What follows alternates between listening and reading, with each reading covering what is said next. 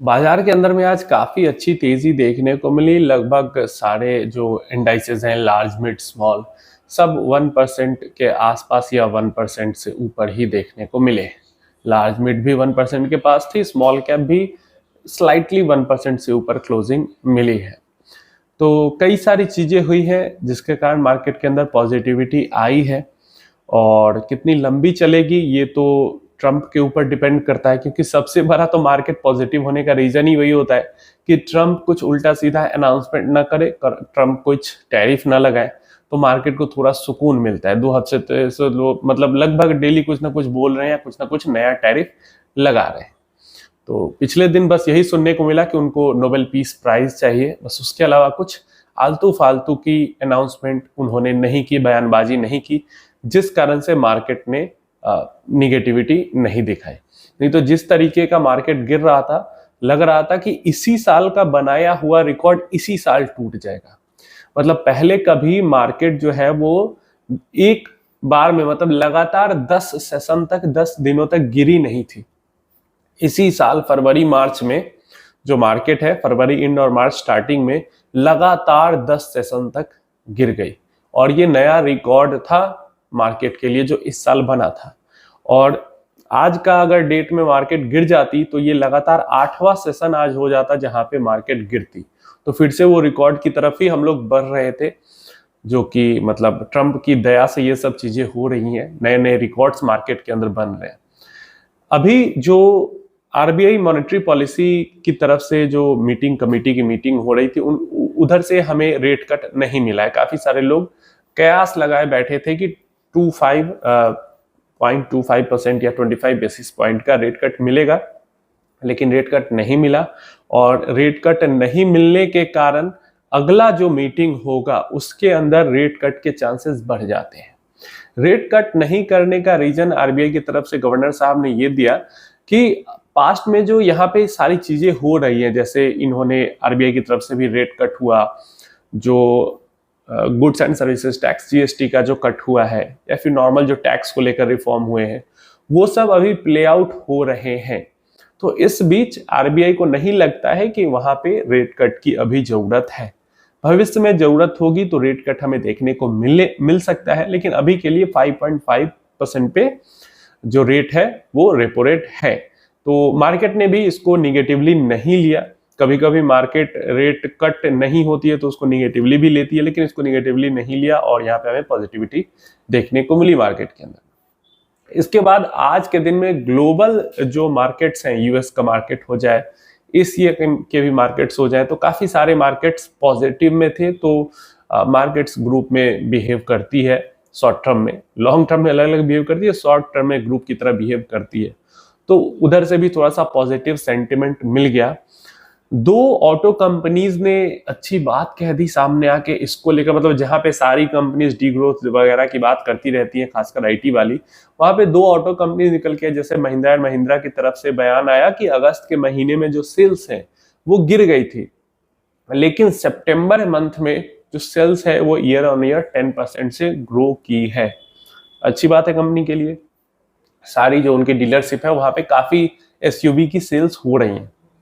Next Bajaj की तरफ से आते हैं। बजाज ऑटो ने भी सेम वहां पे कहा कि अगस्त के महीने में सेल्स डिप हो गई थी, लेकिन सितंबर के महीने में 9% का ईयर ऑन ईयर ग्रोथ इनको भी देखने को मिला है। तो बड़ी बड़ी ऑटो कंपनीज आके सामने से कह रही कि हमें मतलब सेल्स ग्रोथ हो रहा है, तो ये अगेन मार्केट के लिए पॉजिटिव बूस्टर की तरह काम तो करेगा ही करेगा।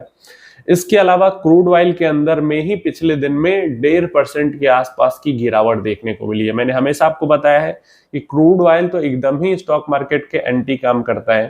तो क्रूड ऑयल का बढ़ना निगेटिव सेंटिमेंट क्रिएट करता है, क्रूड ऑयल का घटना पॉजिटिव सेंटिमेंट क्रिएट करता है। तो 70 के को टच करने वाली थी, क्रूड ऑयल घट के 67 के आसपास आ चुकी है। तो अच्छी खासी मतलब 2-3 दिनों में क्रूड ऑयल के अंदर में फॉल हुआ है।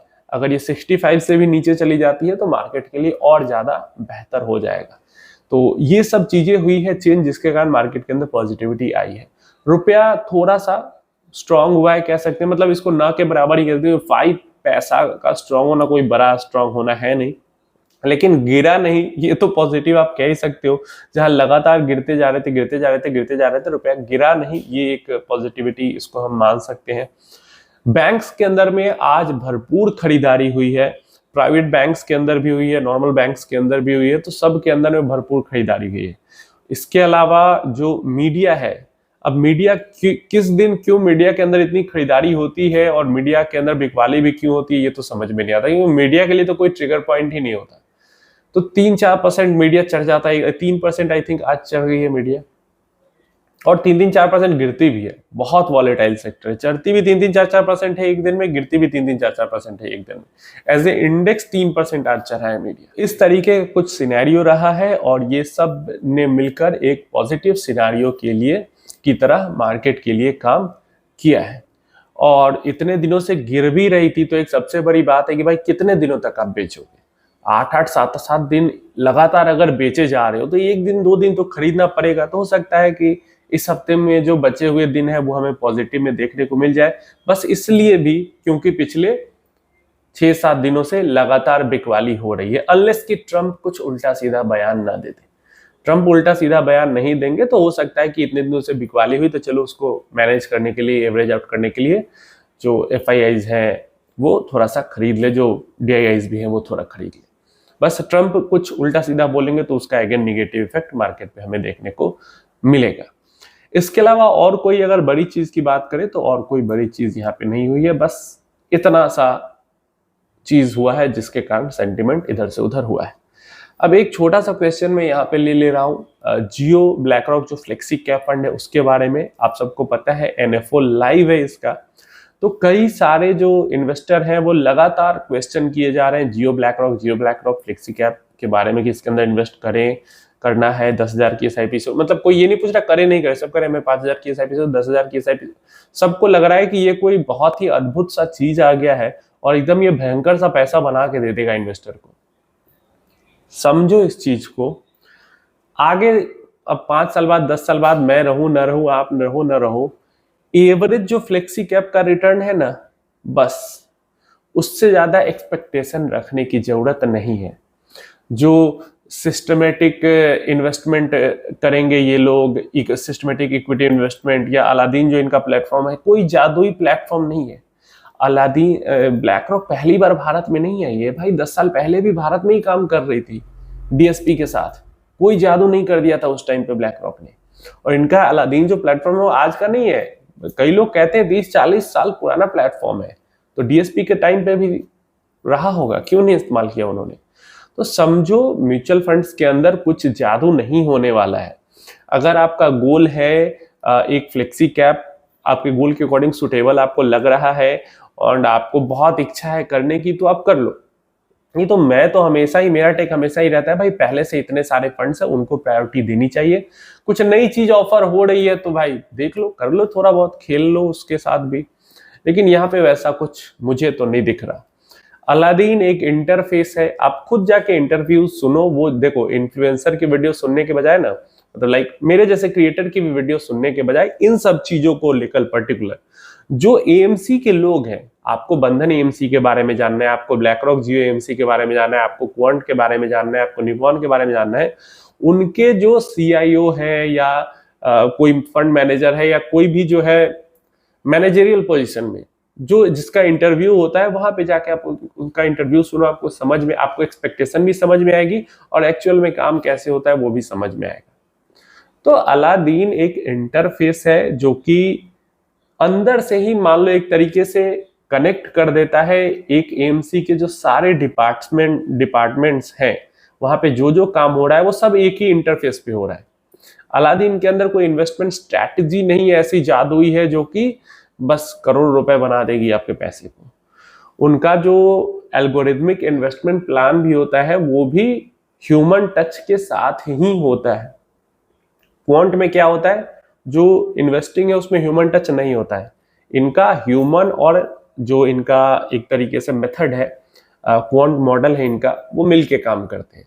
तो ठीक है, जादुई रिटर्न की मुझे एक्सपेक्टेशन नहीं है। अगर जादुई रिटर्न मिल जाएगी तो मुझे फियर ऑफ मिसिंग आउट भी नहीं होगा, क्योंकि जब एक्सपेक्टेशन रियल रहती है तो परेशानी नहीं होती। परेशानी तब होती है जब एक्सपेक्टेशन अनरियल हो जाती है। क्लियर है? तो कोई जादुई चीज नहीं आई है, क्योंकि लोग ऐसे ही बिहेव कर रहे हैं कि कोई जादुई चीज आई है। पीआर बहुत ज्यादा हो रहा है, मतलब पेड प्रमोशन बहुत ज्यादा हो रहा है हर तरफ, इंस्टाग्राम, फेसबुक, यूट्यूब, हर जगह पेड प्रमोशन बहुत ज्यादा हो रहा है। इस कारण आपको लग रहा है कि बहुत कोई जादुई चीज हो गई, ऐसा कुछ नहीं है। तो इस चीज को समझे और पहले से जो इन्वेस्टमेंट कर रखा है उसके साथ बने रहें, इधर उधर जंप न करें।